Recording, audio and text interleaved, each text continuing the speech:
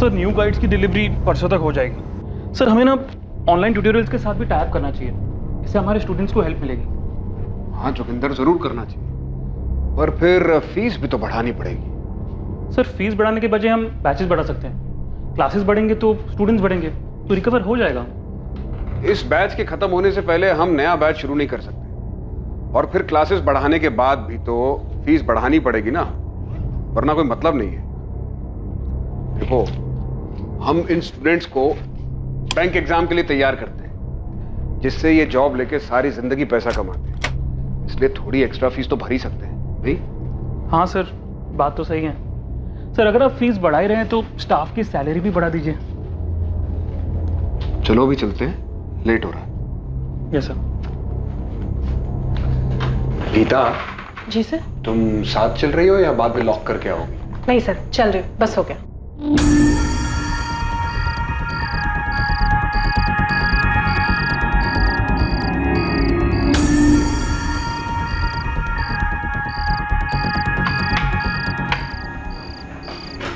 मैंने sample paper download कर लिया, बाकी कल करूँगी। उस सैम्पल पेपर के साथ अगर बैंक इंटरव्यूज हो तो वो भी मेल कर देना। हाँ ठीक है। Thank you. चलो कल मिलते हैं। Yes sir. Good night. Good night sir.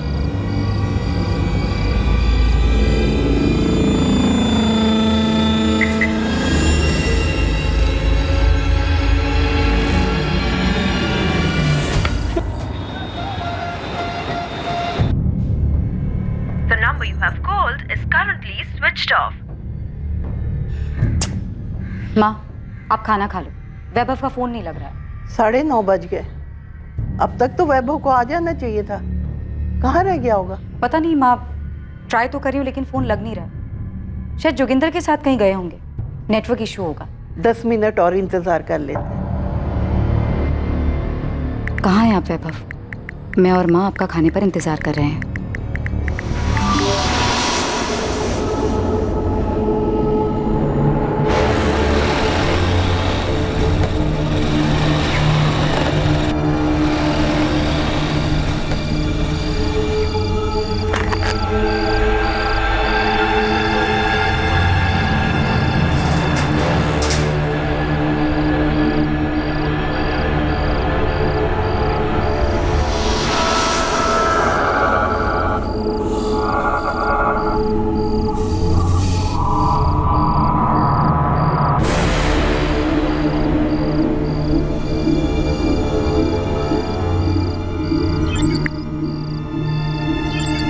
The number you have called is currently switched off. Please try again later. आरती जोशी वैभव जोशी की पत्नी, जो एवी स्टडी सेंटर का ओनर और डायरेक्टर था, उसे ढूंढते हुए स्टडी सेंटर आती है, जहां उसे अंदेशा होता है कि शायद कुछ गलत हुआ है।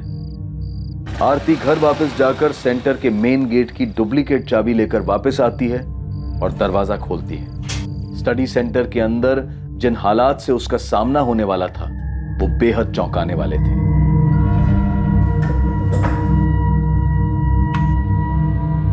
वैभव,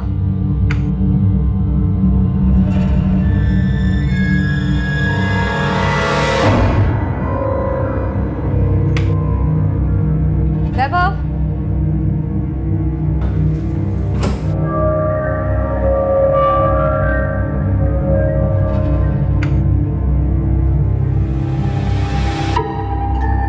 वैभव,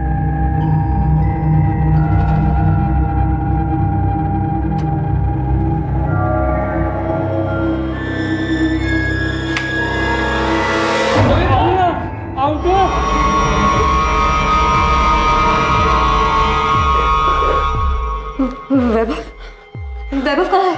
पता नहीं मैम, उन्होंने मैं बांधा और बाहर से खुंडी लगा के चले गए। क्या? आरती मैम, वो मुझे लगता है वो वैभव सर को दूसरे वाले क्लासरूम में ले गए होंगे।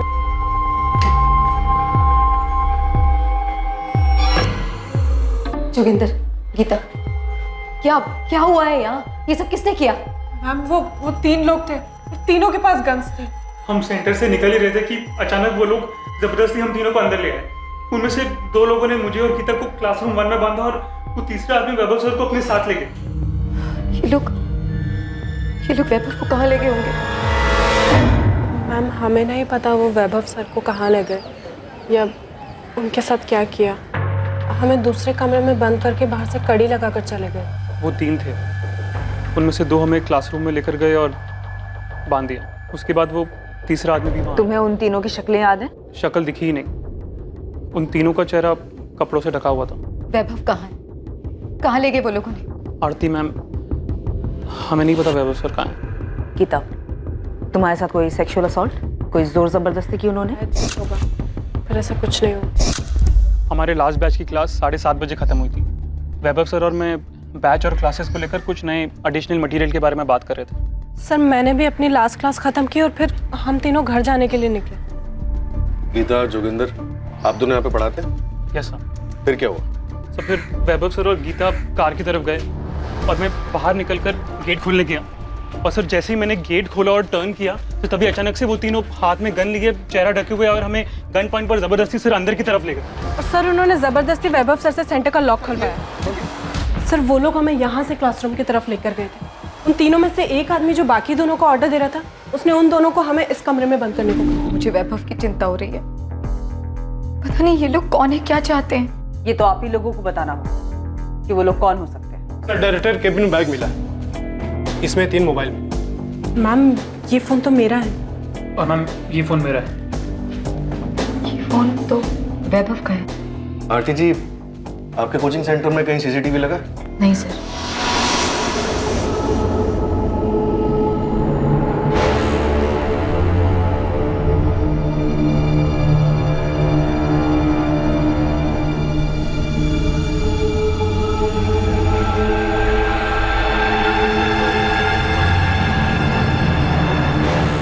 आरती बेटा, कौन है ये लोग और क्या चाहते हैं? और वैभव को क्यों लेके गए हैं और कहाँ लेके गए हैं? कुछ समझ में नहीं आ रहा है माँ, यहाँ क्या हुआ है? आरती जी, हमें वैभव का एक फोटो चाहिए, हम पता लगाते हैं। सर, मैंने पूरा सेंटर देख लिया, कहीं पर भी, यहाँ तक कि डायरेक्टर्स केबिन को भी देखकर ये नहीं लग रहा है कि वो लोग चोरी या फिर लूटपाट के इरादे से आए थे। मैम, लूटपाट के लिए यहाँ क्लास में कुछ है भी नहीं, और वैसे भी पैसे या कोई इंपॉर्टेंट चीज हम यहाँ रखते नहीं है। हिना, आसपास के एरिया और मार्केट में पता करो, कहीं सीसीटीवी है क्या? Sure sir. आरती जी, आपकी नजर में कोई ऐसा है जो वैभव को नुकसान पहुंचाना चाहेगा?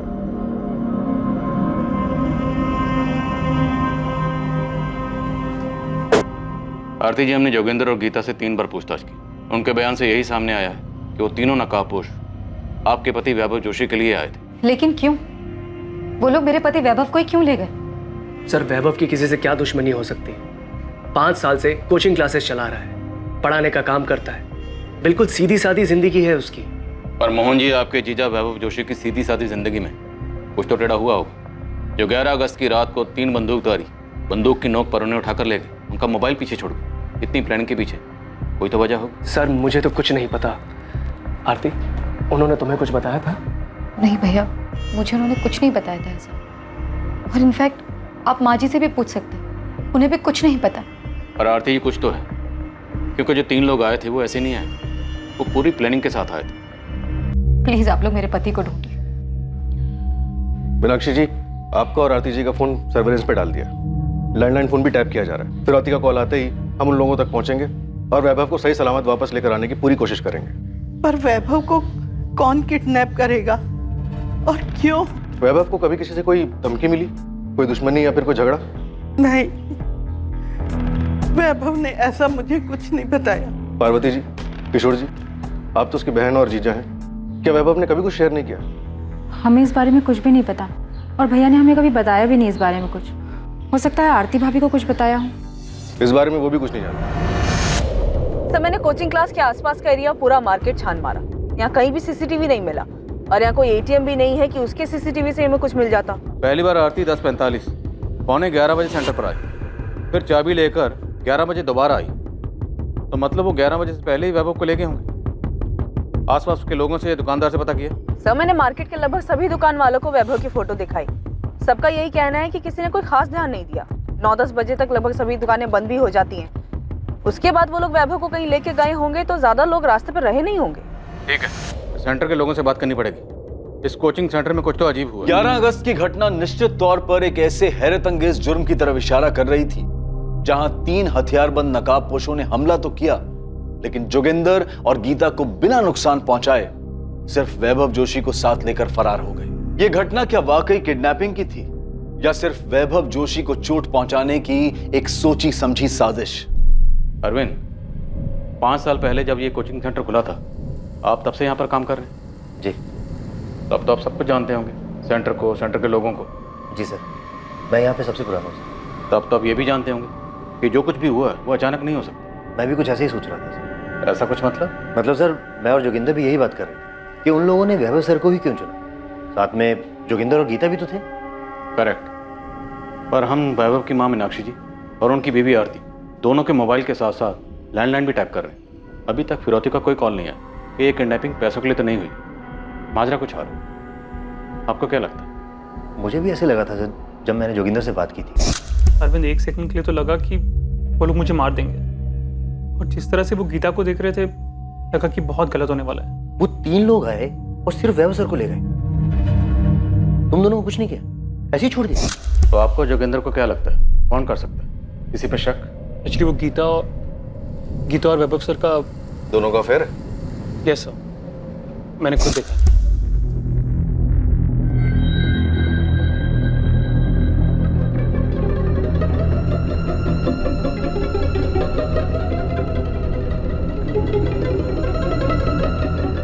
सर एक्चुअली अरविंद को भी उनके अफेयर के बारे में पता है, इसलिए हमें ऐसे लगा कि इस तरह से 3 लोग आए और सिर्फ वैभव को उठाकर ले गए। ये सब नाटक था, फर्जी था, असली मकसद कुछ और है। तो वैभव ने किडनैपिंग का ये सारा ड्रामा अपने किसी मकसद में कामयाब होने के लिए किया, और साथ में गीता भी शामिल है। पता नहीं सर, मैं तो आपको वो बता रहा हूँ जो वैभव सर और गीता के बीच में चल रहा था। पर सर ईमानदारी से बोलूँ तो ये बात कुछ हजम नहीं हुई कि एक को उठा के ले गए और 2 को सही सलामत छोड़ दिया।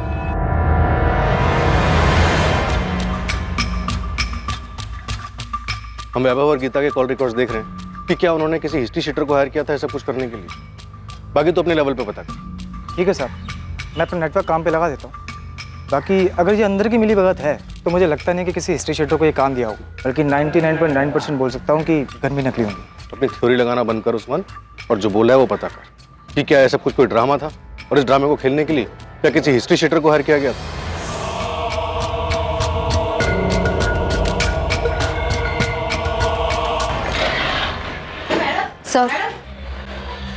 सर 2 दिन हो गए मेरे पति को गायब हुए, और आप लोग उन्हें ढूंढने के बजाय मुझे ये बता रहे हैं कि उनका गीता के साथ अफेयर चल रहा था, इसलिए उन्होंने खुद को किडनैप करवाने का नाटक किया।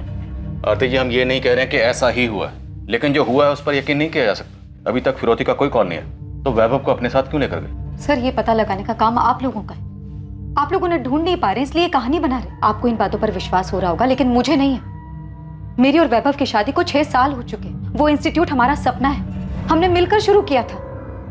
और रही बात अफेयर की, तो वैभव ऐसे इंसान है ही नहीं, और अगर ऐसा है भी तो ये सब कुछ छोड़ छाड़ कर कहीं क्यों जाएंगे? आरती जी, हम किसी नतीजे पर नहीं पहुंच रहे, हम सिर्फ इतना कह रहे हैं कि ऐसा भी हो सकता है। हमने वैभव की तस्वीर वाराणसी के सभी पुलिस स्टेशन में भिजवा दी। पुलिस अपना काम कर रही है। हम 11 अगस्त की सारी सीसीटीवी फुटेज खंगाल लें ताकि कहीं से कोई सस्पेक्ट गाड़ी नजर आ जाए, और अभी तक ऐसा कुछ सामने नहीं है। लेकिन आपके सेंटर से जो बात सामने आई है वो फैक्ट है, वैभव और गीता का अफेयर था। उस रात जो 3 बंदूकधारी कोचिंग सेंटर में आए थे, उन्होंने गीता और जोगेंद्र को वहीं छोड़ा और आपके पति वैभव जोशी को साथ में ले गए। आप खुद सोचिए और बताइए, उन 3 लोगों ने ऐसा क्यों किया? गीता वैभव जोशी कहाँ है? मुझे कैसे पता होगा वो कहाँ है? और आप ये मुझसे क्यों पूछ रहे हैं? ये नाटक बंद करो समझी, क्योंकि हमें पता चल चुका है कि तुम्हारा और वैभव का अफेयर चल रहा है। हाँ, मेरा और वैभव सर का अफेयर चल रहा है, पर इसका मतलब ये तो नहीं ना कि मैंने उनकी किडनैपिंग करवाई है। अगर तुमने नहीं करवाई तो फिर किसने करवाई? वैभव ने। वो अपनी किडनैपिंग खुद क्यों करवाएगा? अरे माना हम रिलेशनशिप में, पर इस किडनैपिंग से हमारा क्या फायदा हो सकता है? आप ही बताइए, क्योंकि ये भी तो आप ही का कहना है कि किडनैपिंग फेक है। खुद को किडनैप करा के वैभव सर को क्या मिलेगा? तो तुझे लगता है कि वो सच में किडनैप हुए हैं? मोहन भैया, ये पुलिस क्या अनाप शनाप बोल रही है? उनका कहना है कि वैभव और गीता का अफेयर चल रहा है, जबकि मैं जानती हूँ ऐसा कुछ भी नहीं है। आरती, तुम्हें कोचिंग क्लासेस से ब्रेक लिए हुए पूरा 1 साल हो चुका है। तो क्या हुआ? वैभव मेरा बेटा है, मैं उसे अच्छी तरह जानती हूँ। माँ जी, आरती, हम सब जानते हैं कि वैभव कैसे है, मगर उस गीता ने पुलिस के सामने बयान दिया है कि उसका वैभव के साथ में अफेयर चल रहा है। ये गीता वीता जो कोई भी हो ना, झूठ भी तो बोल सकती है। मगर माँ जी, अगर किसी औरत का किसी शादीशुदा मर्द के साथ नाम जुड़ता है और वो बात सच भी हो तो भी औरत मानती नहीं है, झुटला देती है। लेकिन यहाँ तो उल्टा ही हो गया है। गीता सीना ठोक कर कह रही है कि उसका और वैभव भाई साहब का अफेयर है। ठीक है, उसने मान लिया, मैंने भी मान लिया कि गीता और वैभव का अफेयर चल रहा है। लेकिन इससे ये कैसे साबित होता है कि मुझे छोड़कर गीता के साथ जाने के लिए उन्होंने खुद को किडनैप करवा लिया?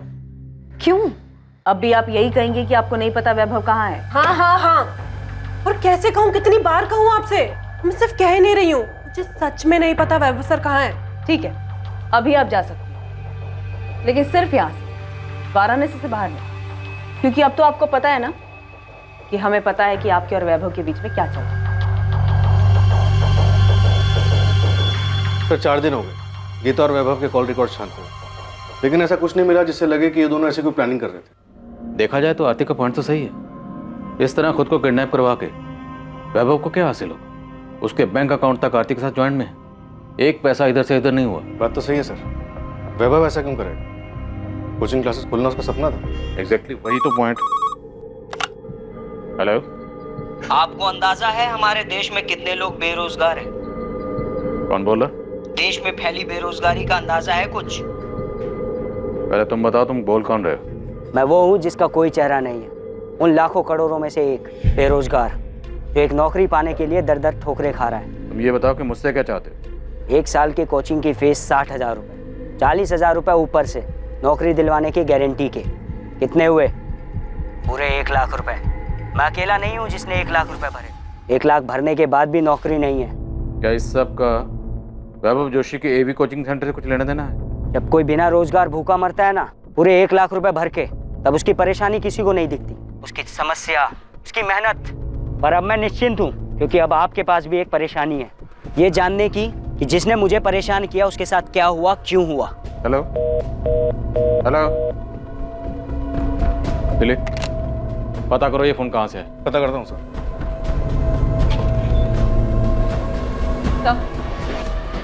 ललिता पांडे। अब कौन सी नई गुत्थी लाई? सर, गीता से पहले एक और लेडी टीचर थी कोचिंग क्लास में, 2 साल पहले एवी स्टडी सेंटर में पढ़ाती थी। पक्का ललिता, ये महीना जाने दो, अगले महीने तुम्हारी सैलरी बढ़ाने के बारे में पक्का बात करें और देखते हैं कितनी बढ़ा सकते। Thank you Vaibhav sir. मेरी कुछ समझ में नहीं आ रहा तुम क्या बोल रही हो। मैं बस ये जानना चाहती हूँ कि तुम्हारे और ललिता के बीच क्या चल रहा है। क्या चल रहा है?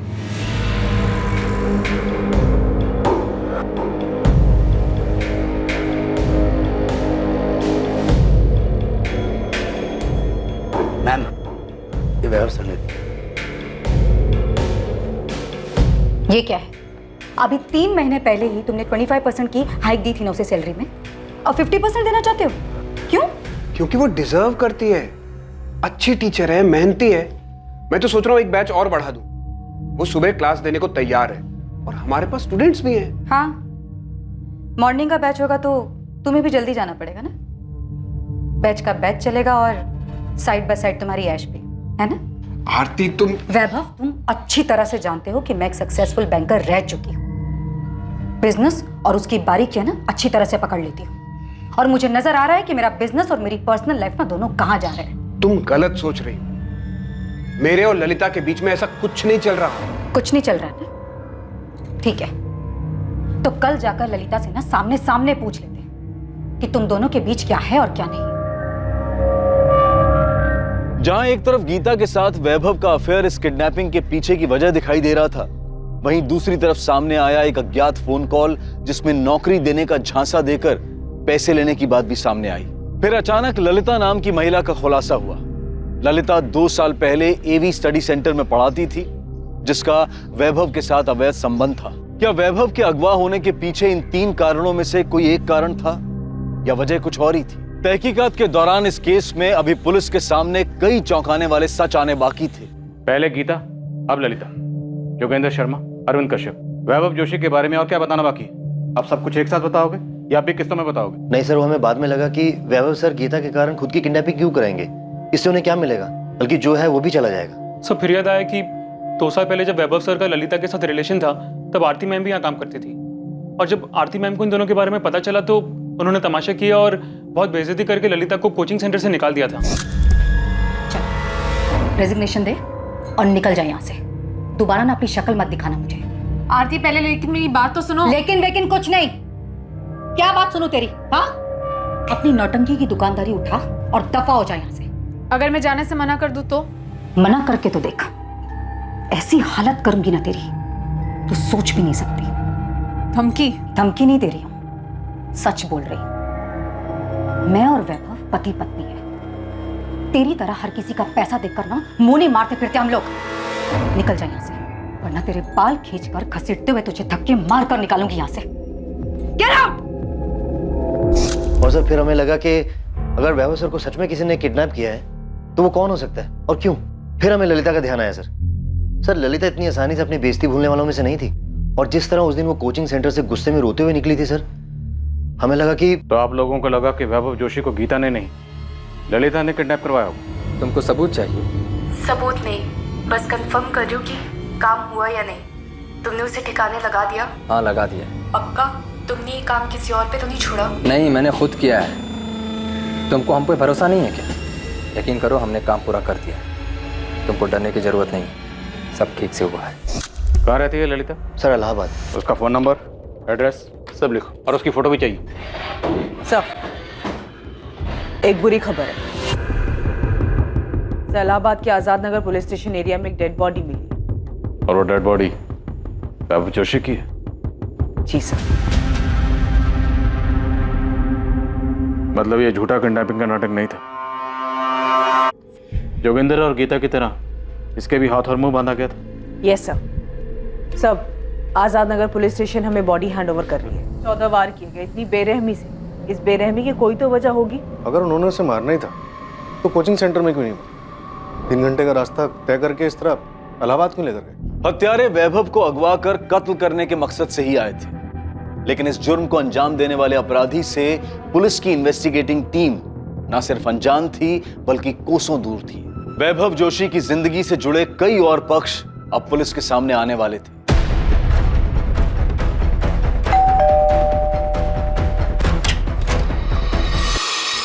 ललिता पांडे? जी मैं ही हूँ ललिता पांडे। अगर आप ललिता पांडे हैं तो फिर आपको ये भी मालूम हुआ होगा कि वैभव जोशी का मर्डर हुआ है। नहीं, अभी आप ही से पता चला, बुरा लगा सुनकर। अच्छा, हमने सुना है कि एक टाइम था जब आप दोनों काफी करीब थे। सही सुना है आपने, थी। सर एक्चुअली ये बात यहाँ सबको पता है कि नौकरी की गारंटी के लिए कुछ कैंडिडेट एक्स्ट्रा पैसे दिया करते थे, पर हाँ ये है कि सबके साथ ऐसा नहीं होता था। यस सर, क्योंकि मुझसे भी वैभव सर ने कभी कोई ऐसी बात नहीं कही और ना ही कभी फीस के अलावा कोई पैसे दिए। हाँ, मैंने भी नहीं दिए सर, और ऐसी कोई बात भी नहीं हुई थी। तो फिर किसके साथ होता था? सर मैंने बोला तो कि सिर्फ इधर उधर से सुना है, पर्सनली मैं किसी को नहीं जानता, और ये भी यकीन से नहीं कह सकता कि किसी ने पैसे दिए भी हैं या नहीं।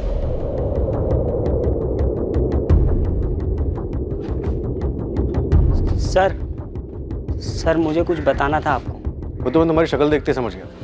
बोलो। सर मैंने भी जॉब गारंटी के लिए वैभव सर को पैसे दिए थे। देखो योगेश, ये लीगल तो है नहीं कि लिख के दे दूं कि नौकरी मिल जाएगी।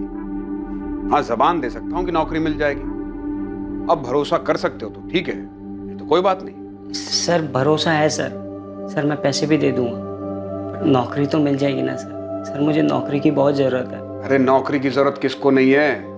मैं तो सिर्फ 50,000 बोल रहा हूँ, लोग लाखों लिए घूम रहे हैं। अब मेरी बात ध्यान से सुनो, फीस के अलावा 50,000 देने होंगे, वो भी कैश में, और ये बात जाके बाहर किसी को बताना मत। सर मैंने उन्हें पैसे दिए थे सर, अब मेरे पैसे, मेरी नौकरी का क्या होगा सर? निखिल बता रहा था कि वैभव जोशी ने और भी स्टूडेंट से पैसे लिए थे। बता सकते हो किस किस से लिए थे? सर पैसे तो बहुत लोगों ने दिए होंगे, किस किस ने दिए ये नहीं मालूम सर, पर जिस दिन वैभव सर किडनैप हुए थे उस दिन मुझे एक पुराने स्टूडेंट मिला था मुझे इस कोचिंग सेंटर में।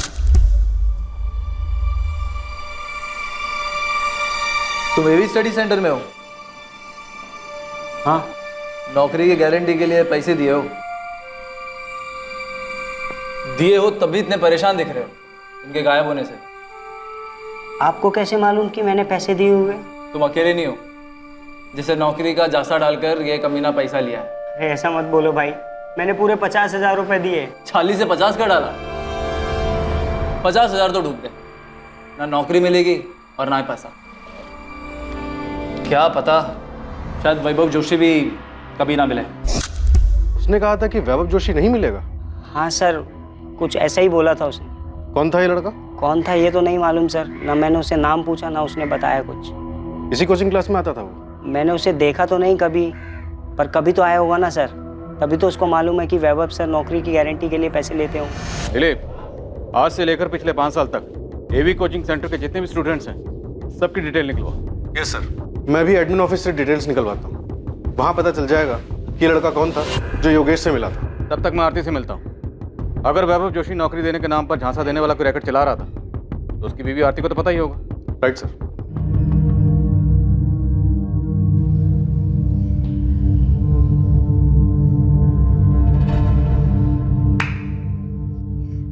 सही काटा फेंका ना, अब वो अपने आप रास्ता ढूंढते रहेंगे। अबे एक्टिंग क्या कर रहे तूने यार, जबरदस्त एकदम।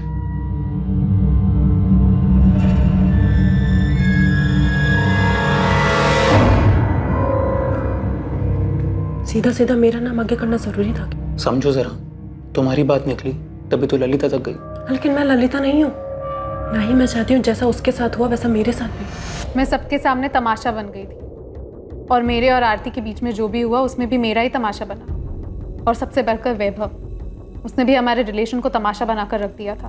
वैभव ने आपके प्यार का तमाशा बनाया तो आपने बदला ले लिया, जान से मार दिया। बदला? 2 साल बाद बदला लेकर मुझे क्या मिलेगा? मैंने जो खोया है वो वापस कभी नहीं आ सकता।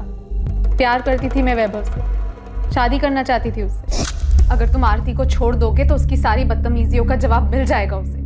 निकाल बाहर करो आरती को प्लीज। वैभव, वैभव, हम साथ में मिलकर अपनी एक नई कोचिंग क्लासेस शुरू कर सकते हैं। डिवोर्स दे दो आरती को। ये जगह मेरे अकेले की नहीं है, उसका भी हिस्सा है इसमें, और सिर्फ उसका ही नहीं, उसके भाई का भी हिस्सा है। उसे डिवोर्स दे दूंगा तो मैं बर्बाद हो जाऊंगा। मैं उस कमीनी ललिता को ना क्लासेस से निकाल रही हूँ। अगर तुमने उसे वापस रखने के लिए कोई भी गेम खेला ना वैभव, सच में मैं भाई से बोल दूंगी कि अपने शेयर वापस ले ले।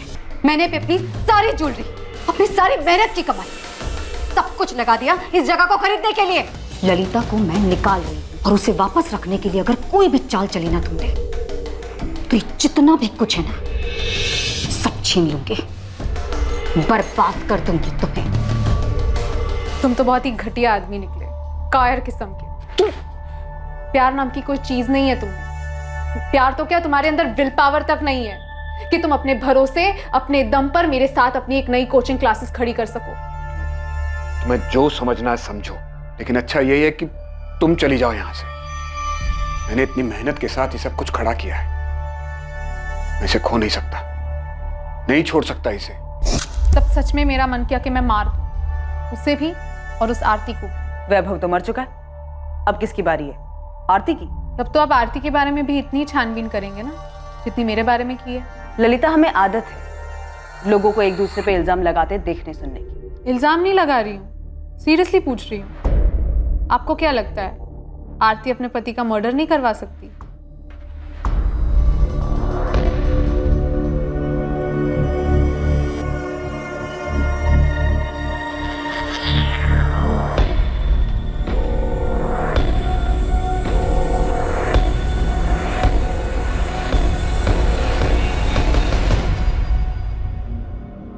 योगेश, तुम्हें वाकई में कोई मिला था या फिर तुम झूठ बोल रहे हो? सर मतलब सर, हमने जोगिंदर शर्मा और अरविंद कश्यप दोनों से बात की, और दोनों टीचर्स का यह कहना है कि वैभव अलग से बुलाकर स्टूडेंट से जॉब के नाम पे पैसे नहीं ले सकता। सर अगर आपको ऐसा लगता है तो आपको हमारे पास आकर पूछना ही नहीं चाहिए था सर कि सर नौकरी के बदले पैसे लेते थे या नहीं। आप सीधा जोगिंदर सर या अरविंद सर से ही पूछ लेते। साहब, हिस्ट्री शटर मार्केट तो पूरा छान मारा हमने, पर अभी तक कहीं से भू नहीं है कि वैभव जोशी को किडनैप करने और मारने के लिए किसको हायर किया गया था। आपको किसी कॉल रिकॉर्ड से कुछ नहीं मिला क्या? हम अभी तक वैभव जोशी के एक्स्ट्रा मैरिटल अफेयर और एक टिप कि वो नौकरी के नाम पर पैसे खाता था, बस इसी में झूल रहे। सर, आप वैभव की पत्नी आरती को खंगालिए। मैं भी थोड़ा डीप में जाता हूँ, पता नहीं क्यों मुझे ऐसा लगता है कि ये मैटर आरती से कनेक्टेड है। सर ललिता भी यही तुक्का लगा रही थी। किसी के कॉल रिकॉर्ड से कुछ नहीं मिला, एक भी नंबर ऐसा नहीं मिला जिससे लगे गड़बड़ हुई। नहीं सर, लेकिन वैभव के कॉल रिकॉर्ड से इतना पता चला है कि वो अपनी कोचिंग सेंटर की कई लड़कियों के साथ टच में था, और जब मैंने उन सभी लड़कियों से बात की तो सबका यही कहना है कि वो सब क्लासेस और पेपर्स के बारे में बातचीत करती थी। शादीशुदा होकर 2 साल पहले तक ललिता से अफेयर था। ललिता के जाने के बाद 6 महीने पहले ये गीता आई, फिर इसके साथ शुरू हो गए एक और अफेयर। सर ये गीता, ये यहाँ सिर्फ टीचर बनकर नहीं आई, ये इससे पहले सेंटर में स्टूडेंट भी रह चुकी है। सर, जिस नाराज बेरोजगार का आपको कॉल आया था, मैं वो हूँ जिसका कोई चेहरा नहीं है। उसका नाम, एड्रेस सब फर्जी। उस सिम से सिर्फ एक ही फोन किया गया था जो आपको आया था। और सर वो योगेश पाल, जिसने हमें लीड दी थी कि वो कोचिंग क्लास के किसी एक्स स्टूडेंट से मिला था, जिसने बताया था कि वैभव नौकरी का लालच देकर पैसे लेता था। नजर रखो इस योगेश पाल पर। जिस बेरोजगार की बात कर रहा है हो सकता है ये खुद ही हो और झूठ बोलकर हमें गुमराह कर रहा है।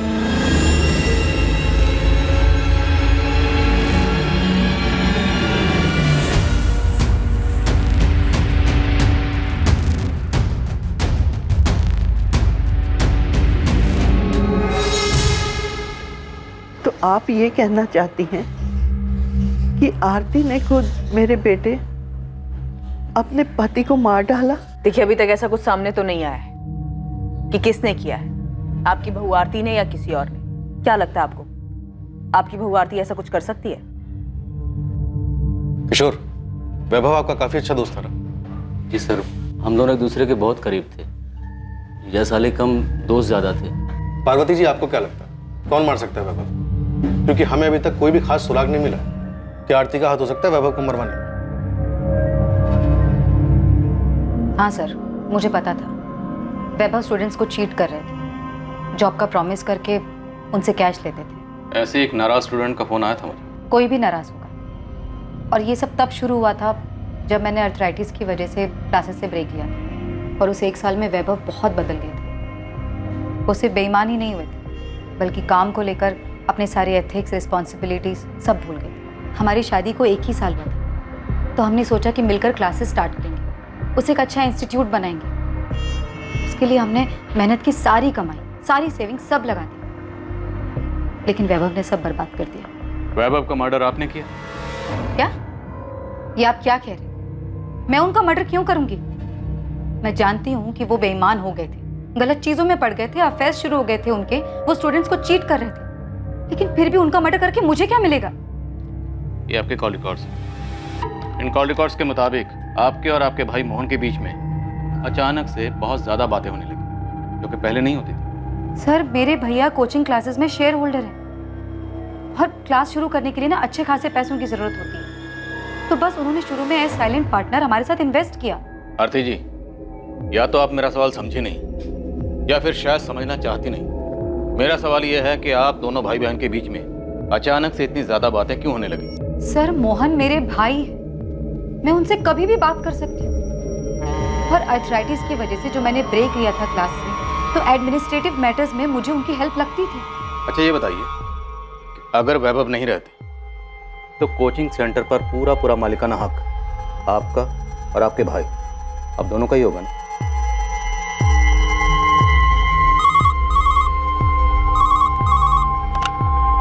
हेलो, उस्मान बोल रहा हूँ सर। आरती भी आपके सामने है। उस पे एक प्रेम मिश्रा नाम का एक बाउंसर फेंको ना। पहले कुछ बैकग्राउंड बोल। ये प्रेम मिश्रा 1 साल पहले तक इनके एडमिन सपोर्ट स्टाफ में काम करता था। वैभव ने इसको नौकरी से निकाल दिया। ठीक है, आप प्रेम मिश्रा को तो जानते ही होंगे? हाँ, जानती हूँ। तो इस प्रेम मिश्रा को 1 साल पहले वैभव ने नौकरी से निकाल दिया था, है ना? हाँ। क्यों? पता नहीं, वैभव ने बताया था कि प्रेम ने कुछ फ्रॉड किया था। नोटिस पीरियड की जरूरत नहीं है, अपना रेजिग्नेशन लेटर दो, कल यहाँ मत आना। वैभव ने मुझे नहीं बताया था कि प्रेम ने एग्जैक्टली किया क्या था, लेकिन उसे नौकरी से निकालने का फैसला वैभव का ही था। प्रेम मिश्रा तो आपके कोचिंग सेंटर में सपोर्ट स्टाफ था ना? जी। तब भी वैभव ने आपको वजह बतानी जरूरी नहीं समझी? आफ्टर ऑल आप भी तो कोचिंग सेंटर में एडमिन इंचार्ज थी। वैभव ने प्रेम को कई बार जाली साइन करते हुए और चेक से पैसे निकालते हुए पकड़ा था। अब ये तो प्रेम मिश्रा ही बताएगा कि उसने क्या घपला किया था। ये सारे सवाल आप मुझसे क्यों पूछ रहे हैं? बेफिक्र रहिए, ये सारे सवाल हम प्रेम मिश्रा से भी पूछेंगे उससे कि उसने क्या घपला किया था।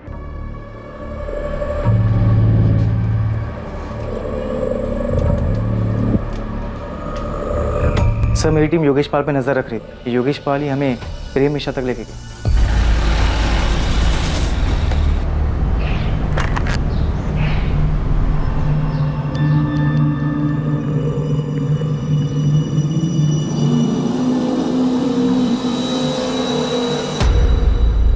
साहब, उसी दिन मुझे योगेश पे शक हुआ। सोचा देखे आखिर ये चीज़ क्या है। देखो तो साहब क्या निकला, एक्स स्टूडेंट नहीं, एक्स एम्प्लॉय के साथ मिला जिसे नौकरी से निकाला गया। अभी इस्तीफा दे और निकल यहाँ से। ये प्रेम मिश्रा हमारे सामने नहीं आया था। अब ये बताओ कि तुमने इस प्रेम मिश्रा का बाउंसर आरती के सामने फेंकने के लिए क्यों कहा था? ऐसे रिएक्शन देखने के, क्योंकि मुझे योगेश की कहानी में 100% झोल देखते हैं। सर हो सकता है जॉब के नाम पर पैसे लेने वाली कहानी पूरी तरह झूठी हो, जो हमें गुमराह करने के लिए सुनाई गई हो। पॉसिबल है, क्योंकि इस प्रेम मिश्रा का नाम सुन के आरती घबरा गई थी, और प्रेम मिश्रा को नौकरी से निकालने वाली जो उसने कहानी सुनाई उसमें दम नहीं लगता। और जब मैंने उसके सामने ये घपला क्रॉस चेक करने वाली बात कही तो और भी हड़बड़ा गई थी। उसने सोचा हो कि हम वैभव के अफेयर और उसके जॉब के नाम पर पैसे लेने वाले एंगल में इतने फंस के रह जाएंगे कि प्रेम मिश्रा के एंगल तक पहुंच ही नहीं पाएंगे। आरती बेटा, पुलिस आई थी, पता नहीं क्यों मुझे लगा कि वो कहना चाहती है कि मैंने वैभव को मरवाया है। माँ, मैं मानती हूँ कि मेरे और वैभव के बीच सब कुछ ठीक नहीं था, लेकिन मेरे अंदर इतनी घिनौनी सोच ने कभी जन्म नहीं दिया कि मैं वैभव को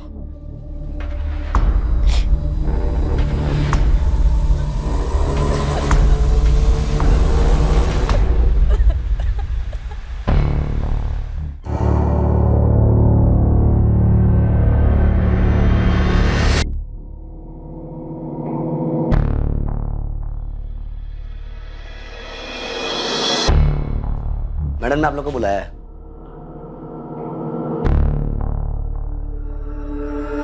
hello ma'am. Please have a seat. Thank you. आपकी चिट पढ़ी मैंने, उसमें लिखा था कोचिंग क्लासेस के जीएसटी भरने में कुछ प्रॉब्लम है, लेकिन सुरेश जी ने मुझे इस बारे में कुछ नहीं बताया। सुरेश जी आपको कॉल कर रहे थे, लेकिन आपका फोन नॉट रीचेबल आ रहा। मैं आपको सब समझा देता हूँ, एक सेकंड। ये देखिए, ये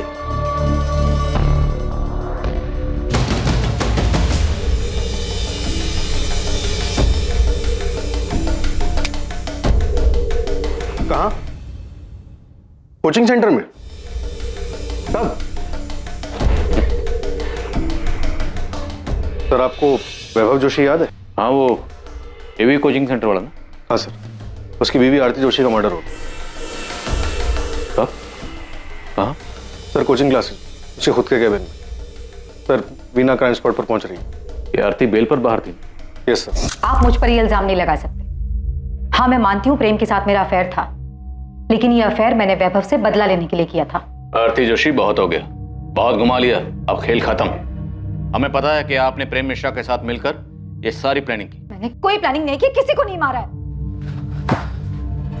मिलिए, आ गए आपके प्रेम। तो प्रेम मिश्रा जी, प्रेम से बोलेंगे या थोड़ा कष्ट का मिश्रण करें? सर वैभव को मारने का प्लान आरती का ही था। ये झूठ बोल रहा है। सर मैं झूठ नहीं बोल रहा। आरती, आरती सब खत्म हो चुका है, तुम भी सच मान लो। नहीं, ये सच नहीं है, ये झूठ बोल रहा है। इसने मारा है वैभव को, और अब इल्जाम मुझ पर लगा रहा है। मेरा इसमें कोई हाथ नहीं है। आरती जोशी, इस तरह चीखने चिल्लाने से आप गुनहगार से बेगुनाह नहीं बन जाएंगे। और आरती, वैभव के मर्डर में तुम्हारा मोटिव और हाथ दोनों क्लियर है। क्या सच में आरती वैभव के मर्डर की मास्टरमाइंड थी? हम गलत तो नहीं थे? आरती, सर किसने मारा मेरी बहन को? सर मैं इस कोचिंग का एडमिन इंचार्ज हूँ, चंदर सक्सेना। सर 2 लोग आए थे, उन्होंने बोला कि वो सीए फर्म से आए हैं और उन्हें आरती मैडम से जीएसटी के बारे में कुछ बात करनी है। जीएसटी के बारे में बात करनी है, टैक्स फाइल करने में कुछ प्रॉब्लम आ रहा है। हाँ तो मुझे बता दीजिए, मैं यहाँ का एडमिन इंचार्ज हूँ। सुरेश जी की बात हो गई है मैडम से, आप बस उन्हें इन्फॉर्म कर दीजिए। ठीक है, आप बाहर रिसेप्शन पे वेट करिए, मैं उनको बताता हूँ जी। और सर फिर मैंने चिट लेकर राम सेवक को भेजा कि वो आरती मैडम को जाके इन्फॉर्म कर दे। फिर मैडम ने पर्ची पढ़ी और उन दोनों को अंदर भेजने के लिए कहा। और वो लोग मर्डर करके ऐसे निकल गए, किसी ने कोई आवाज नहीं सुनी? आरती के चीखने की भी कोई आवाज नहीं आई? नहीं सर। साहब मैंने उन दोनों को जाते हुए भी देखा और मुझे लगा मीटिंग खत्म हो गई होगी। मुझे लगा ही नहीं कि वो कातिल थे और आरती मैडम का खून कर चुके थे। वो तो जब मैं उनके केबिन में चाय देने गया तो देखा कि वो कुर्सी पर मरी पड़ी है।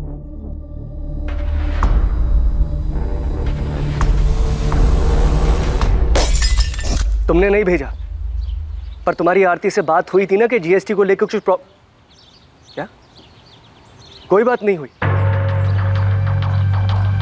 सर, मैंने आपसे कहा था ना, मेरे सीए ने किसी को नहीं भेजा। मेरी भी अपनी सीए सुरेश पुजारी से बात हुई, ना तो उसने आरती से कोई बात की थी, ना उसने किसी को भेजा। तो कौन हो सकता है जो सीए के ऑफिस का बहाना करके आरती से मिलने आया और उसे मारकर चला गया? मुझे कैसे पता होगा सर? मेरी बहन को कोई मार के चला गया। मेरे लिए यही मानना मुश्किल हो रहा है अभी।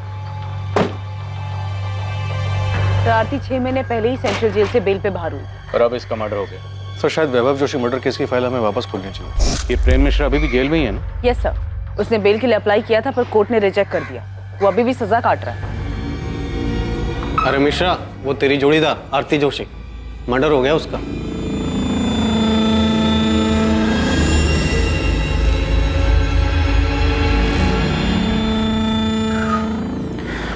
किसी ने सच ही कहा है, जैसी करनी वैसी भरनी। क्या आरती का कत्ल वाकई में जैसी करनी वैसी भरनी का मामला था? 2 साल पहले वैभव जोशी का कत्ल हुआ और अब उसकी पत्नी आरती जोशी का भी। जी ठीक है, पुलिस स्टेशन जाना होगा मुझे अभी। पुलिस के कुछ सवालों के जवाब देने हैं। आपको आरती को ऑफिस एडमिनिस्ट्रेशन के इश्यूज संभालने के लिए कहना ही नहीं चाहिए था। मैंने नहीं कहा था उसको, खुद गई थी वो। मुझे समझ में नहीं आ रहा है कि उसे उनसे मिलने की जरूरत क्या थी। सीए के ऑफिस से लोग आए थे ना, मना कर देना चाहिए था यार। आपको ना उस गीता से पहले ही दूरी बना लेनी चाहिए थी। अरे पहले मुझे पुलिस को हैंडल करने दो, देखते हैं क्या सवाल पूछते हैं लोग। बिना मैं जब तक मोहन ठाकुर से बात करता हूँ, तुम आरती जोशी के पिछले 6 महीने के रिकॉर्ड्स निकलवाओ, जब से वो बेल पर जेल से बाहर आई थी। तो हमें वैभव की फैमिली को भी चेक करना चाहिए। उसकी माँ, बहन, जीजा, हो सकता है उनमें से किसी का इस मर्डर में हाथ हो। ठीक है, पता करो, और उस प्रेम मिश्रा के बारे में भी पता करो। Okay sir. नमस्कार साहब। उस्मान, खबर तो मिल गई होगी तुझे? साहब मुझे नहीं, पूरे शहर में खबर फैल चुकी है। आपको कुछ पता चला कि कौन है वो लोग? नहीं, लेकिन कोचिंग क्लासेस के पियोन राम सेवक और एडमिन इंचार्ज चंद्र सक्सेना की मदद से हम उन दोनों का स्केच बनवा रहे हैं जिन्होंने आरती का मर्डर किया था। कहना मुश्किल है कि स्केच कितना सटीक बनता है, क्योंकि दोनों सीए फर्म के एम्प्लॉय बनकर आए थे, तो जाहिर है थोड़ा भेस बदल कर आए होंगे। पर खैर, इसके अलावा कोई दूसरा चारा भी नहीं है। कुछ भी करके इन्हें ढूंढ निकालना हो, अपने सारे सोर्सेज, अपने सारे नेटवर्क का इस्तेमाल कर। हमेशा कहा कि वैभव के मर्डर में हम आरती को लेकर गलत थे। एक बार इसका साथ में आना दो साहब, मैं फौरन अपना नेटवर्क काम पे लगा दूँ। आखिर ये दोनों बच के जाएंगे कहाँ? दिलीप, हमें आरती के खिलाफ ठोस सबूत जुटाने होंगे। हम प्रेम मिश्रा और उसके साथियों के बयान पर भरोसा नहीं कर सकते, क्योंकि आरती कोर्ट में यही कहेगी वो बेकसूर है। ऐसे में उसे सजा दिलवाना मुश्किल होगा। 2 साल पहले यानी कि 2017 में पुलिस को एक ब्रेक थ्रू मिला था, जब उन्हें अपने खबरी से यह खबर मिली कि एवी स्टडी सेंटर का एक स्टूडेंट योगेश पाल प्रेम मिश्रा के संपर्क में है।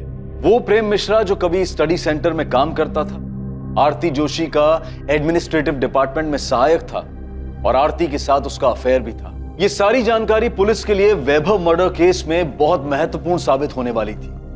उस केस में, जिस केस में पुलिस के पास अब तक कोई क्लू नहीं था, कोई सही अंदाजा नहीं था कि वैभव जोशी का मर्डर किसने और क्यों किया। इस केस में पहली सफलता पुलिस को योगेश पाल से मिली जब उसे उठाया गया। बहुत घुमा लिया तूने हमें योगेश पाल, हमें पता है तू किसी एक्स स्टूडेंट से नहीं मिला था। सर मैं सच बोल रहा हूँ सर। अबे सच तो तू तब बोलेगा जब हमारा डंडा चलेगा। 50,000 डंडे गिन के मारना इसे। पहचानता है ना इसे? प्रेम मिश्रा। चल बोल, क्या सेटिंग थी तेरी इसके साथ? इतना तो हमें पता है कि नौकरी के नाम पर पैसे खाने वाली कोई बात नहीं थी। सर हमें पैसे मिले थे, 1 लाख मुझे और 1 लाख निखिल को।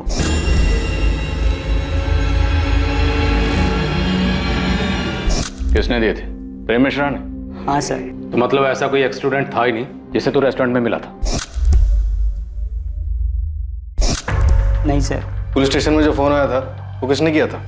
मैंने किया था सर। मैं वो हूँ जिसका कोई चेहरा नहीं है, उन लाखों करोड़ों में से एक जो बेरोजगार घूम रहा है। क्या इस सब का वैभव जोशी के एवी कोचिंग सेंटर से कुछ लेना देना है? जब बिना रोजगार कोई भूखा मरता है ना, वो भी 1 लाख रुपए भर के, तब उसकी परेशानी किसी को नहीं दिखाई देती।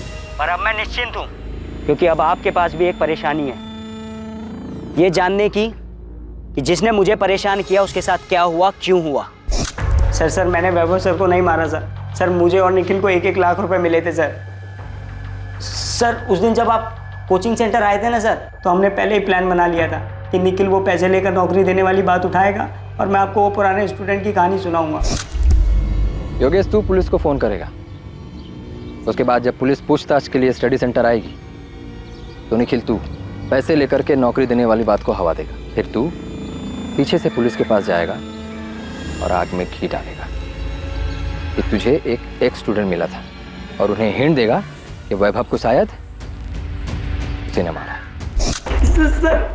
तुमने और निखिल ने प्रेम मिश्रा से पैसे लिए, उसका काम किया और अब कह रहा है कि तुझे नहीं पता। सर मुझे सचमुच नहीं मालूम सर कि उस मिश्रा ने वैभव सर को मारा है या नहीं, पर सर इतना पता है कि उनका कुछ हाथ है इसमें। कुछ हाथ होना भी जुर्म होता है और जितना तेरा और निखिल का है ना वो भी जुर्म है। सर गलती हो गई सर। सर मुझे पैसे की जरूरत थी सर, मुझे माफ कर दो सर, गलती हो गई सर।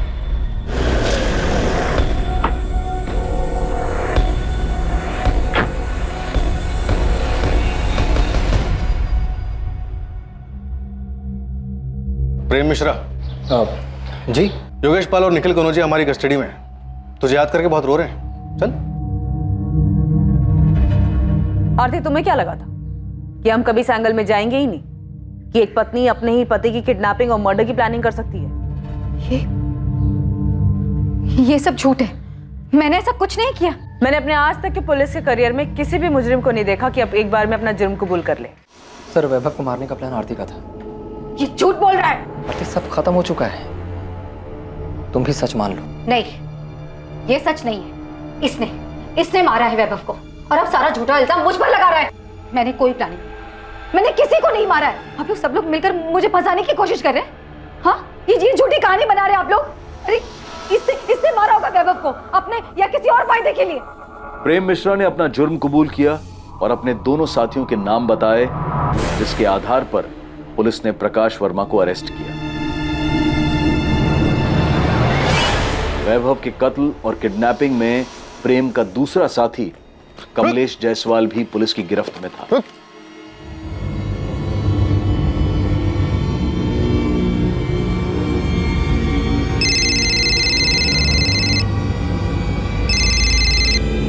हेलो। अभी तक पहुंचे क्यों नहीं? वैभव स्टडी सेंटर से निकलने वाला हूँ। हाँ बस पहुंच रहे हैं, पास में ही है। याद रखना, सिर्फ वैभव को उठाना है, उसे ही मारना है। हमको अच्छे से पता है क्या करना है, तुम टेंशन मत लो, सब ठीक से हो जाएगा। झूठ बोल रहा है ये। हाँ, हमारा अफेयर चल रहा था। मैंने इसे उस रात कॉल भी किया था, लेकिन वो कॉल किसी किडनैपिंग या मर्डर प्लान के लिए नहीं था। सर ये झूठ बोल रही है, ये सारा प्लान इसी का था। यही मेरे पीछे पड़ी थी कि वैभव को मार देते हैं। किडनैपिंग से लेके मर्डर का पूरा प्लान इसी ने बनाया था।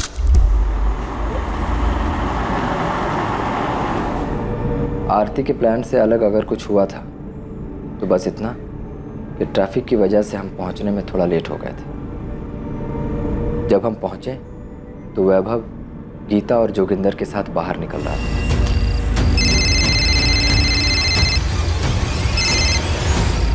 प्रेम, काम हो गया? हाँ हो गया, हम वैभव को लेकर के जा रहे हैं। तुम अपना नाटक शुरू कर दो। जैसा बोला है ना वही करना, कोई गलती मत कर देना। अरे हाँ मेरी जान, तुम टेंशन मत लो, सब वैसे ही होगा। अरे आप इसकी बात सुनी क्यों रहे हैं? मैंने कोई प्लान नहीं किया। झूठ बोल रहा है ये। सर झूठ मैंने ये बोल रही है। और सर वैभव को मारने के बदले इसने मुझे 12 लाख रुपए देने का और मुझसे शादी करने का वादा भी किया था। पूछिए इससे। क्या बकवास कर रहे हो तुम? कौन आपके पति को मारकर उसका इल्जाम आप पर डालेगा? आरती जोशी, अब नाटक बहुत हो गया, बंद करो, अपना जुर्म कबूल करो। मैं कोई नाटक नहीं कर रही, मैंने कोई प्लान नहीं किया। नहीं मारा है मैंने वैभव को। प्रेम मिश्रा ने झूठ बोलकर मुझे फंसाने के पैसे लिए हैं।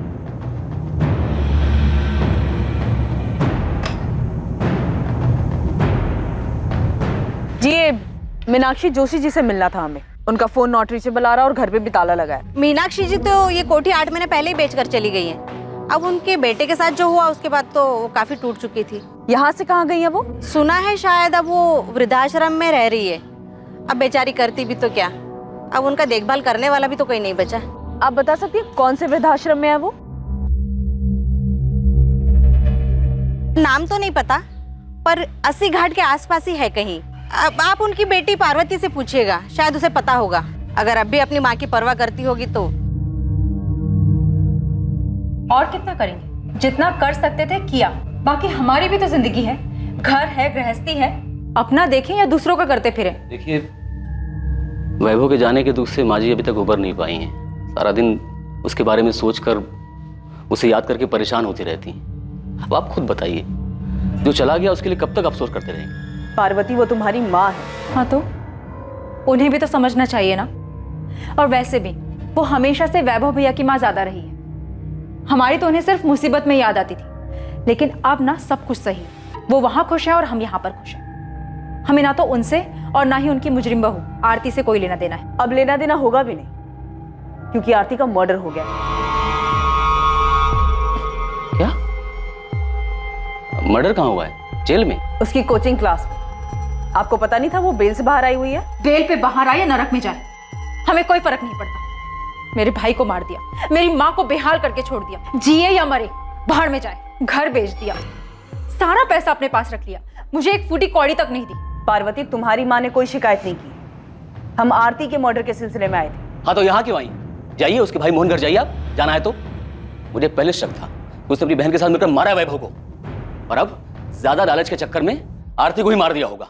मोहन ठाकुर, आरती का बड़ा भाई, जो कि आरती के स्टडी सेंटर में पार्टनर था, मुनाफे में 25% का भागीदार था। क्या आरती के कत्ल और 2 साल पहले हुए वैभव के कत्ल में भी उसकी कोई भागीदारी थी? क्या मोहन ही इन दोनों हत्याओं का मास्टरमाइंड था? मोहन, जिस पर 2 साल पहले भी पुलिस का ध्यान गया था, पर तब पुलिस उसकी तह तक नहीं गई थी। सर, मैंने अपने सीए से फिर से बात की थी। उसने मुझे बताया कि जीएसटी फाइल करने में कभी कोई प्रॉब्लम थी ही नहीं। मोहन, अब आरती तो रही नहीं, और उसका और वैभव का कोई बच्चा भी नहीं, तो कोचिंग क्लास अब किसकी हुई?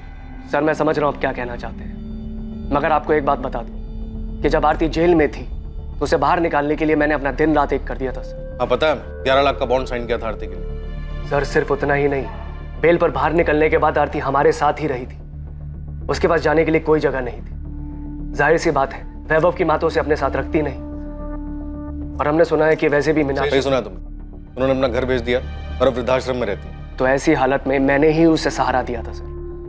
वो अपनी जिंदगी एक नए सिरे से शुरू करना चाहती थी, मैंने पूरा सपोर्ट दिया उसे। तुम्हें पता उसकी जमानत कभी भी खत्म हो सकती थी। तो मैं दोबारा बेल करवाता।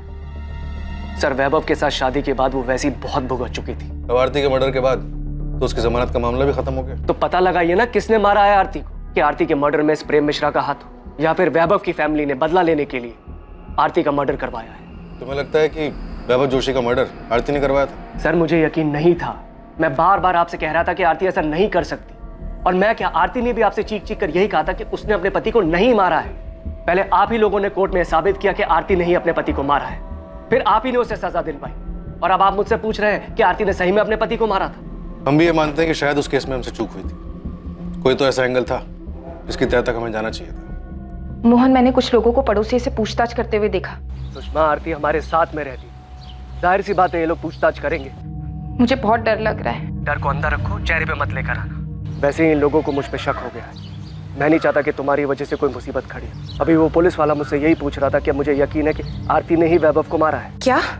इसीलिए बोल रहा हूँ शांत रहो। हो सकता है ये लोग तुम्हें भी सवाल जवाब के लिए बुलाएंगे, मगर बिल्कुल आराम से, शांति से जवाब देना, समझ आया? तुमने कहा था कि वैभव का मर्डर आरती का प्लान था, जिसका अब खुद का मर्डर हो चुका है, पर तुम अभी सजा काट रहे हो। तुम्हें नहीं लगता कि अब तुम्हें सच बता देना चाहिए? सच मतलब पूरा सच। तूने जानबूझ के आरती को वैभव मर्डर केस में फंसाया था? सजा होने के बाद आप ये सवाल पूछ रहे हैं? हाँ, क्योंकि आरती ने कभी नहीं माना कि उसने वैभव की किडनैपिंग या मर्डर प्लान की थी। उसने आखिर तक कोर्ट में भी यही कहा। मिसेस आरती जोशी, आप पर आपके पति वैभव जोशी को अगवा करने और उनका कत्ल करने और साजिश करने का इल्जाम है। आप ये इल्जाम कबूल करती हैं? सर, मैंने कुछ नहीं किया है, मुझे फंसाया जा रहा है। मेरे पति की किडनैपिंग और मर्डर में मेरा कोई हाथ नहीं है। तुम्हारे कबूल करने के बाद भी आरती ने हमेशा हमारे सामने और कोर्ट में यही कहा कि वो बेकसूर थी। वो बहुत शातिर औरत थी, आखिर तक अपना गेम खेलती रही। वो चाहती थी कि सारा इल्जाम मैं अपने सर ले लूं। शातिर वो थी या तुम? प्रेम चाहे जो कहे, आप लोग चाहे जो माने, लेकिन मैं जानती हूँ कि मैं निर्दोष हूँ। मैंने मेरे पति को नहीं मारा। जिस रात वैभव किडनैप हुआ, आपके और प्रेम मिश्रा के बीच में क्या क्या बातें हुई हम जानते हैं। और सिर्फ वही नहीं, मर्डर के बाद तुम दोनों के बीच में क्या बातें हुई थी ये भी जानते हैं हम। तुमको सबूत चाहिए? सबूत नहीं, बस कंफर्म कर रही हूँ कि काम हुआ या नहीं। तुमने उसे ठिकाने लगा दिया ना? हाँ, लगा दिया है। पक्का? कहीं ये काम तुमने किसी और पर तो नहीं छोड़ दिया? नहीं, मैंने खुद किया है। तुमको हम पे भरोसा नहीं है क्या? यकीन करो, हमने काम पूरा कर दिया है। यही वो नंबर है ना जो आप लोगों ने प्रेम मिश्रा के नाम पर लिया था? इसी नंबर पर आपने प्रेम मिश्रा के साथ मिलकर वैभव को मारने की प्लानिंग की थी, है ना? सिर्फ कॉल रिकॉर्ड्स ही नहीं, हमारे पास तुम दोनों के फोन लोकेशन भी है जहां जहां पे तुम दोनों साथ में थे। सर, मैं पहले भी बता चुकी हूँ, वैभव से बदला लेने के लिए मैंने ये अफेयर शुरू किया था, क्योंकि वैभव हर दूसरी औरत पर लट्टू हो जाते थे। हमारी शादी को मजाक बना के रखा था उन्होंने अफेयर्स किया तो मैंने भी अफेयर कर लिया।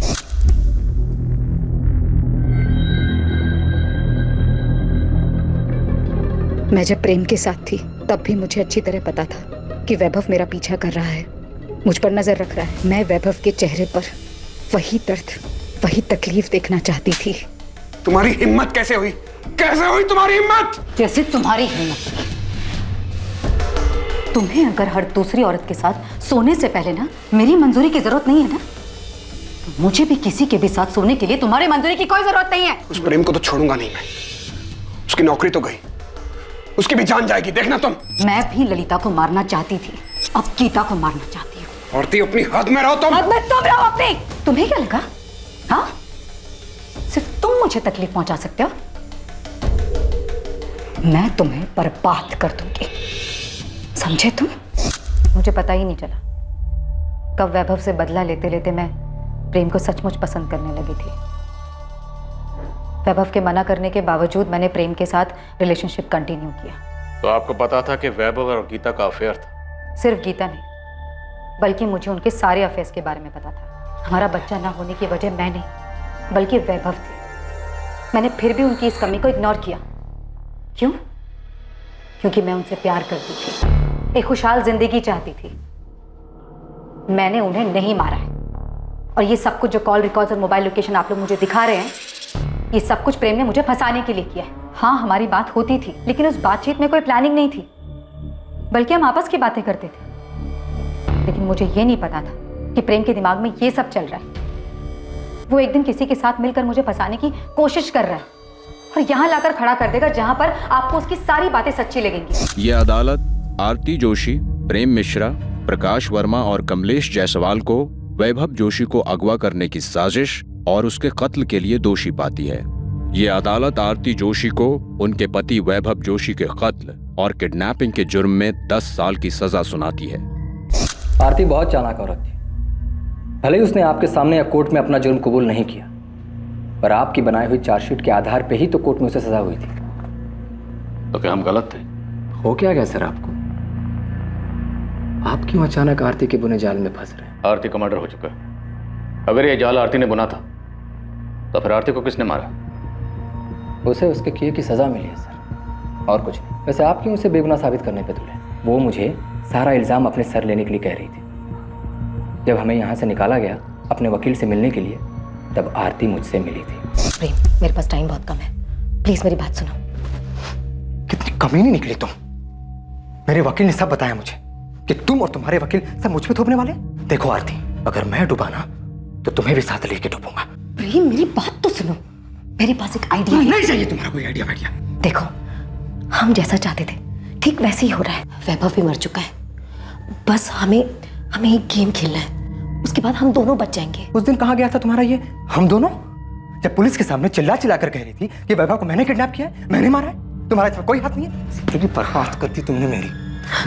मैंने कोई जिंदगी बर्बाद नहीं की प्रेम। एक बार ठंडे दिमाग से सोच कर देखो, अगर हम दोनों जेल में रहेंगे तो किसी काम के नहीं रहेंगे। वाह, तो अब तुम ये चाहती हो कि मैं जेल जाऊं और तुम बाहर मजे करो? देखो, मेरे पास बहुत पैसा है। अगर तुम कोर्ट में ये गवाही देते हो सबके सामने कि तुम्हें नौकरी से निकाल देने पर गुस्से में आकर तुमने ये सब कुछ किया है और इस जंजाल से मुझे अगर बाहर निकाल। ये जंजाल तुम्हारा फैलाया हुआ है। प्रेम, एक बार सोच कर देखो, हम अपनी जिंदगी नए सिरे से शुरू कर सकते हैं। इनकम की टेंशन नहीं है। वैभव की क्लास अब मेरी है। तुमने रिलेशनशिप के लिए इतना कुछ किया, अब मेरी छोटी सी बात भी नहीं मानोगे? नहीं, कभी नहीं। अगर मैं जेल गया तो तुम भी बाहर नहीं घूम सकती। और हाँ, एक मर्डर करने के लिए जो सजा मिलती है ना, दूसरे के लिए भी वही सजा मिलेगी। क्योंकि तुमने मेरे साथ जो किया है, उसके बाद अगर मैं तुम्हारा खून भी कर दूं तो मुझे कोई दुख नहीं होगा। मैं कभी सोच भी नहीं सकता था कि तुम इतनी कमीनी निकलोगे। आरती बहुत पहुंची हुई चीज थी। उसने अपने पति का मर्डर प्लान किया और मुझे भी उसका हिस्सा बना लिया, और मैं बेवकूफ उसके जाल में फंस भी गया। तुम्हारी बेल तो पहले भी ना होती, अब आरती के मर्डर के बाद तो और नहीं होगी, इसलिए कहानियां बनाना बंद कर। अब आपको मेरा सच भी कहानी लग रहा है तो ठीक है, अब आपको मुझसे कुछ नहीं मिलने वाला। और हाँ, अगर आपको लगता है कि मैं यहां जेल में बैठ करके वहां आरती का मर्डर करवा दिया तो यही सही, क्योंकि अब मुझे कोई फर्क नहीं पड़ता है। बल्कि मुझे तो इस बात की खुशी है कि वो कमीनी मर गई। अब इतना बताया तो ये भी बता दो कि तुमने वैभव जोशी को मारा और आरती को फंसाया। अगर ऐसा है भी तो क्या? आरती को वैभव मर्डर केस में सजा हो चुकी थी और अब तो आरती भी मर चुकी है। प्रेम मिश्रा, वैभव के मर्डर और आरती के मर्डर का मास्टरमाइंड आरती का भाई मोहन ठाकुर है।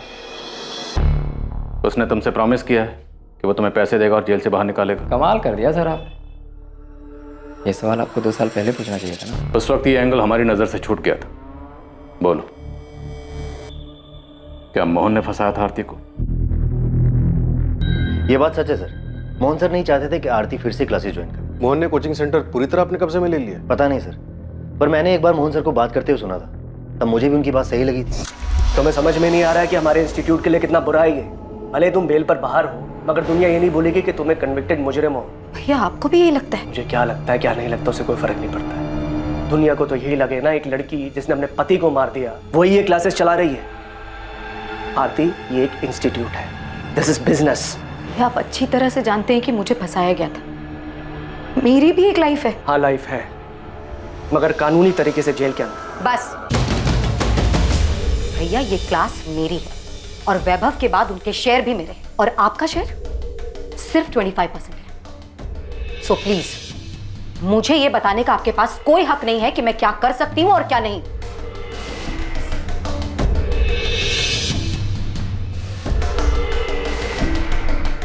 ये बात भी सच है सर, क्या आरती मोहन सर की जिम्मेदारी बन गई। वैभव के मर्डर में आरती के अरेस्ट होने के बाद जब कोचिंग सेंटर मोहन ने संभाला, तब क्या कभी उसकी किसी हरकत से ऐसा लगा कि वैभव के मर्डर में उसका भी हाथ हो सकता है? सर मुझे तो कभी उनके बिहेवियर से ऐसा कुछ लगा नहीं, पर हाँ क्लासेस में बातें होने लग गई थी कि वैभव सर मर चुके हैं, आरती जेल में है, और ये सब कुछ अब मोहन सर का ही। साहब, ये दोनों जिन्होंने आरती को मारा है वाराणसी के तो नहीं, क्योंकि मेरी टीम ने पूरा शहर छान मारा लेकिन कहीं दिखे नहीं। मेरी टीम अभी काम पे लगी है, हो सकता है आसपास की।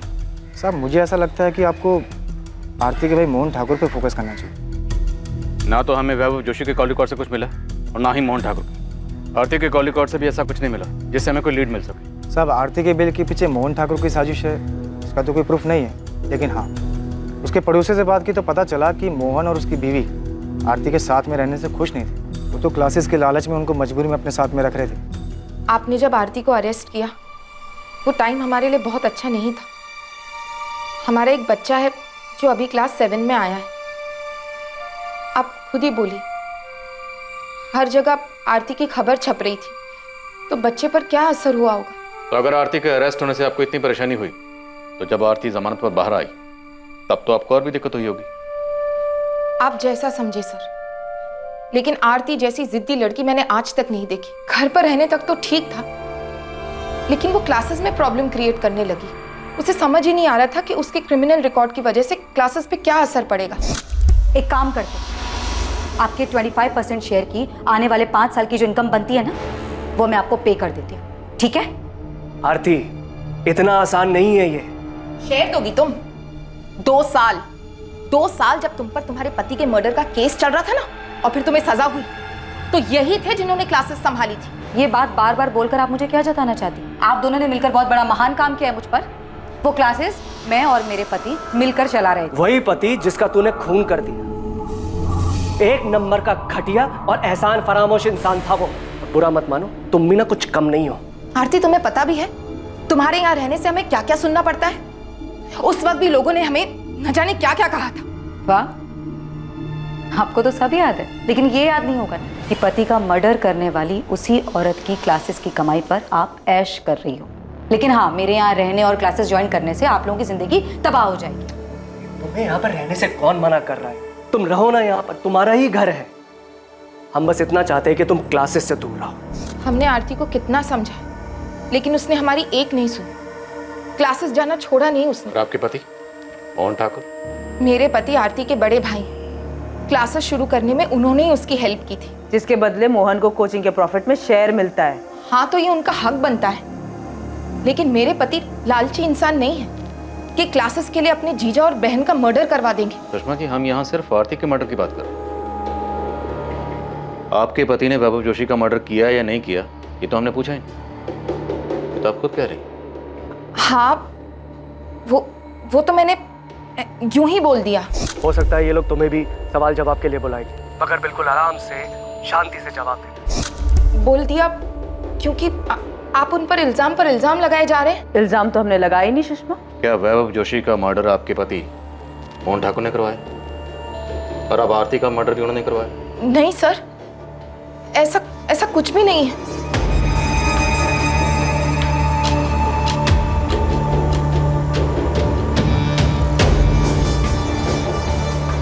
मोहन और सुषमा ठाकुर पर नजर रखो। इस बार शायद हम सही दिशा में। अगर इन लोगों ने कुछ किया तो कोई ना कोई गलती जरूर करें, तभी उठा लेंगे ना।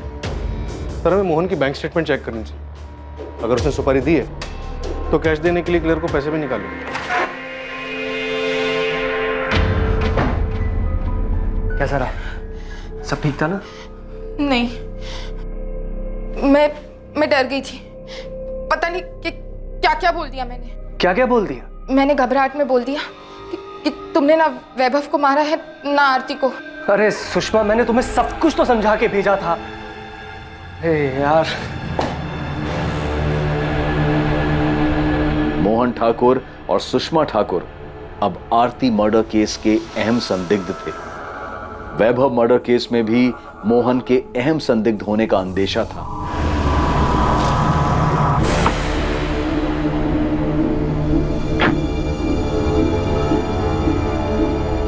प्रेम मिश्रा से भी लगातार अलग अलग तरीके से पूछताछ की गई, इस उम्मीद में कि शायद प्रेम से कोई लीड मिल पाए जिससे वैभव और आरती मर्डर केस में मोहन की भागीदारी का पता चल सके।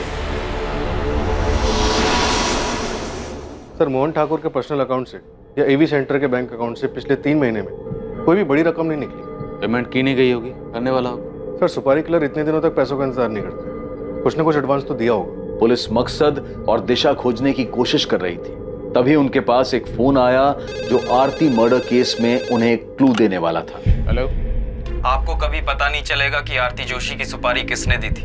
जानता हूं। तो ये बता के तूने फोन क्यों किया?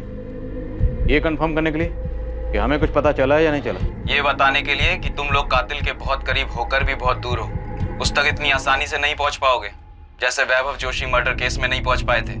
अच्छा लगा सुनकर कि तुझे सब कुछ अच्छी तरह से पता है, लेकिन फोन करने की जहमत क्यों की? क्योंकि मैं चाहता हूं कि इस बार तुम लोग किलर तक जल्दी पहुंच जाओ। अच्छा लगा सुनकर कि तुझे सब कुछ अच्छी तरह से पता है, लेकिन फोन करने की जहमत क्यों की? क्योंकि मैं चाहता हूं कि इस बार तुम लोग किलर तक जल्दी पहुंच जाओ। बता हमें क्या करना चाहिए? कोई क्लू दे। सिर्फ क्लू नहीं, मैं तुम्हें मर्डर करने वाले का नाम दे रहा हूं, प्रेम मिश्रा।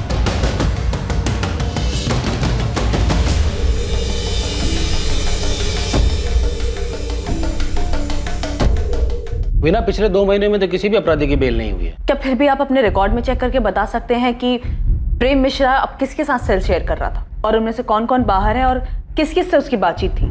तो शायद हमें थोड़ी हेल्प हो जाएगी। पर मुझे लगता नहीं है कि प्रेम मिश्रा ने कुछ किया होगा। तुम्हें तो पता ही है कि ये स्ट्रीट शीटर्स बिना अपने फायदे के कोई भी काम नहीं करते, और भला यहाँ जेल में बैठकर प्रेम मिश्रा क्या दे सकता है उन्हें? सर, फोन इलाहाबाद के पीसीओ से किया गया था, लेकिन पीसीओ वाले को याद नहीं है कि फोन किसने किया था। इस तरह अचानक से फोन आना, प्रेम मिश्रा का नाम लेना, वैभव जोशी मर्डर केस की याद दिला रहा है। याद है वो नौकरी के नाम पर झांसा देने वाले रैकेट की इन्फॉर्मेशन के लिए फोन आया था, जो योगेश पाल ने हमें गुमराह करने के लिए किया था? सर, एक कॉल भी वैसे ही लग रहा है जैसे वैभव जोशी मर्डर के टाइम पर आरती से गुमराह करने के लिए हमें किया गया था, लेकिन इस बार शायद मोहन ठाकुर से डाइवर्ट करने के लिए किया गया। नहीं सर, मोहन ठाकुर नहीं लग रहा। सर वैभव जोशी के टाइम पर आरती हमारी प्राइम सस्पेक्ट नहीं थी और उस वक्त हमें गुमराह करने का मकसद था कि हमारा ध्यान अपने प्राइम सस्पेक्ट से आरती की तरफ न जाए। और शायद इस बार भी कातिल हमारी प्राइम सस्पेक्ट लिस्ट में नहीं है। लेकिन वो कौन है जो अभी तक हमारी सस्पेक्ट लिस्ट में नहीं है? गीता? कहीं वो गीता तो नहीं जिससे कॉलर हमारा ध्यान हटाना चाहता है?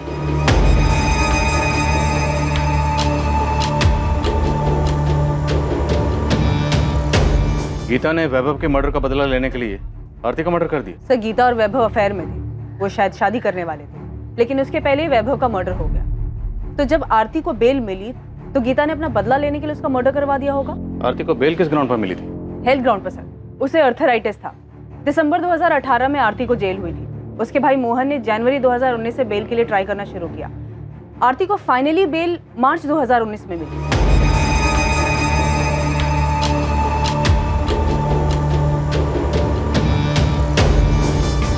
क्या हुआ? पुलिस ने उस बारे में कुछ पूछा? नहीं, पुलिस को उसके बारे में कुछ नहीं पता। अगर बाद में पता चला तो? अब अगर पूछेंगे सब बता दूंगा। वीना, ये वैभव की माँ मीनाक्षी जी ने अपना घर कब बेचा था? मीनाक्षी जी तो ये कोठी 8 महीने पहले ही बेचकर चली गई है। तो मीनाक्षी जी की पड़ोसन ने कहा था 8 महीने पहले। 8 महीने मतलब जनवरी 2019 में? Yes sir. सर आपको मीनाक्षी जी के घर बेचने और आरती के मर्डर में कनेक्शन नजर आ रहा है? हैं कहाँ ये मीनाक्षी जी आजकल? वृद्धाश्रम में उनसे मिलने गई थी। मीनाक्षी जी, ये पहचाना आपने मुझे? मैं पिछली बार आपसे मिली थी जब वैभव का मर्डर हुआ। आपकी बहू आरती का मर्डर हो गया है। मैं आज तक समझ नहीं पाई, जब आपस में बन नहीं रही थी, एक दूसरे की कोई बात मंजूर नहीं थी, तो अलग हो जाते। मारने का क्या मतलब था? उनको देख के लगा कि उनकी जीने की इच्छा ही खत्म हो गई।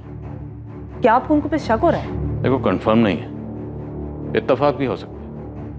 आरती को सजा हुई दिसंबर में। जनवरी को आरती के भाई ने उसकी बेल के लिए अप्लाई की और जनवरी में ही मीनाक्षी जी ने अपना मकान बेचा और वृद्धाश्रम में शिफ्ट हो गई। मकान बेचा था तो उसके पैसे मिले होंगे। वीना, मीनाक्षी जी का बैंक का अकाउंट चेक करो। Sure sir.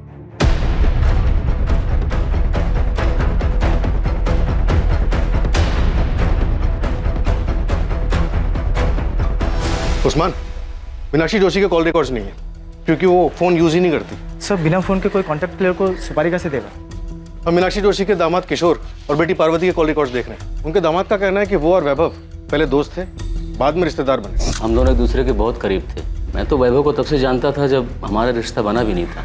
लेकिन ये पार्वती और किशोर तो मीनाक्षी को देखने तक नहीं जाते। तुम दोनों पे नजर रख, कभी कभी तीर अंधेरे में भी निशाने पर लग जाता।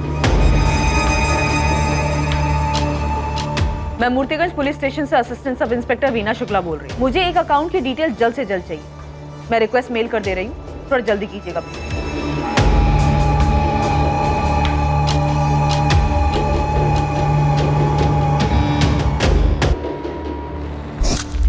भैया ये क्या है? क्या है?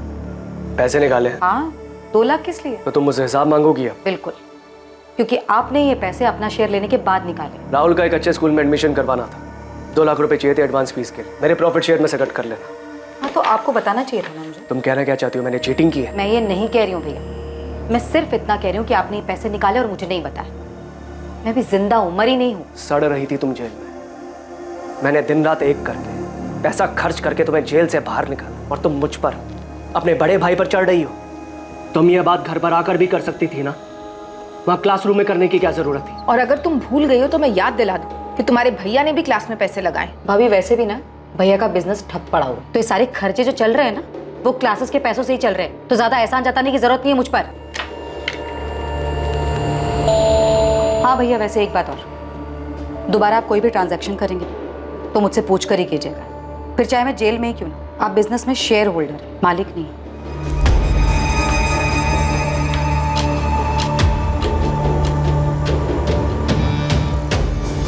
जिस अंधी गली में इन्वेस्टिगेशन दाखिल हुई थी, उसी अंधी गली से आरती जोशी मर्डर केस का आखिर में रास्ता खुलने वाला था। पुलिस ने अंधेरे में जो तीर चलाया था, वो तीर आरती मर्डर केस में निशाने पर लगा था।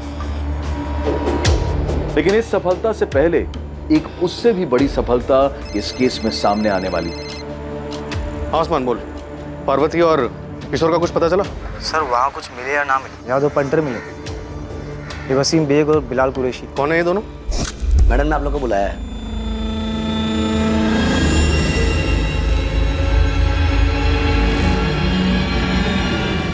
साहब ये वही लोग हैं जिसका स्केच पियोन और उसके एडमिन इंचार्ज ने बनवाया था। इन्होंने आरती का मर्डर किया। साहब आप फौरन पहुंचिए, लगता है सुपारी का पैसे लेने के लिए आए। तू वहीं पे रुक, मैं 5 मिनट में वहां पे पहुंच रहा हूँ।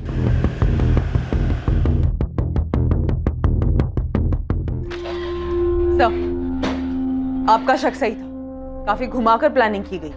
मीनाक्षी जोशी के अकाउंट से पैसे दिए गए? नहीं सर, लेकिन घर बेचने के बाद की कहानी कुछ और है जो हमसे छुपाई गई। हमसे चूक हो गई सर, हमने सिर्फ मोहन का अकाउंट चेक किया, लेकिन घर बेचने के बाद मीनाक्षी जी को 55 लाख रुपए मिले, जिसमें से 40 लाख रुपए उन्होंने पार्वती के अकाउंट में ट्रांसफर किए। ये किशोर और पार्वती तो कुछ और ही कहानी सुना के गए थे। उन्होंने तो कहा था कि मीनाक्षी जी ने घर बेचने के बाद उन्हें कुछ नहीं दिया। हमसे झूठ बोल रहे थे वो दोनों। घर बेच दिया, सारा पैसा अपने पास रख लिया, मुझे एक फूटी कौड़ी तक नहीं दी। पार्वती और किशोर कुछ ज्यादा ही ओवर एक्टिंग कर गए। सर उनको तबीयत से तोड़ते सारी एक्टिंग निकल जाएगी। Sir 102 number.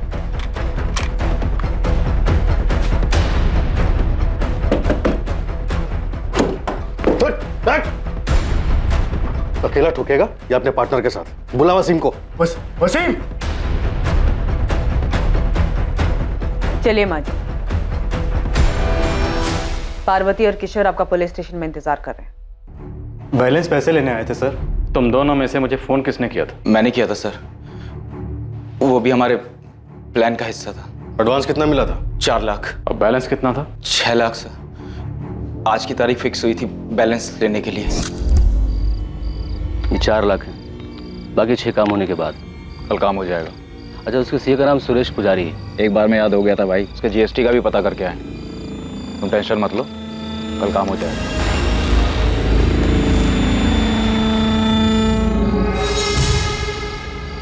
कल हो जाएगा माँ। कह दिया उसे कि उसे भी उतना ही दर्द होना चाहिए जितना मेरे बेटे को हुआ था। उसे दर्द होगा, वैभव से ज्यादा दर्द होगा उसे। आरती को मारने की प्लानिंग आपने जनवरी में शुरू कर दी थी। मैं पहले ही मारना चाहती थी, लेकिन जनवरी में पक्का कर लिया था। आज फिर कोर्ट में उसकी बेल की सुनवाई है माँ। बस उसे बेल जल्दी मिल जाए। देखिए, लगता तो इस बार जल्दी मिल जाएगी। आप यहाँ क्या कर रही हैं? आप क्या चाहती हैं आप? तुम तो शुरू से ही कहती रही कि तुमने वैभव को नहीं मारा।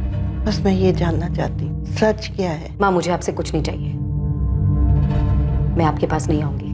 जैसी तुम्हारी मर्जी।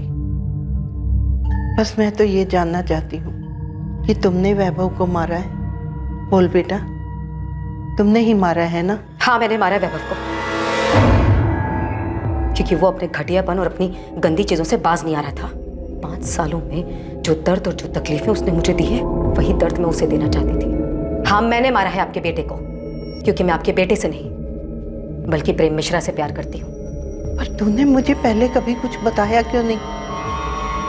मैं अपने बेटे से बात करती, वो तेरे रास्ते से हट जाता और तू अपनी जिंदगी जी लेती। मैं उसे छोड़ना नहीं चाहती थी, मारना चाहती थी। मैं ये घर बेच दूंगी और वृद्धाश्रम चली जाऊंगी, और वहां पे तुम दोनों में से कोई भी मुझे मिलने नहीं आएगा, और इस तरह किसी को मुझ पे भी शक नहीं होगा और तुम लोगों पे भी नहीं होगा। उन पैसों से मैं आरती को मरवाऊंगी। मार दिया मैंने उसे, मार दिया। उसे वही दर्द दिया जो उसने मेरे बेटे को दिया था।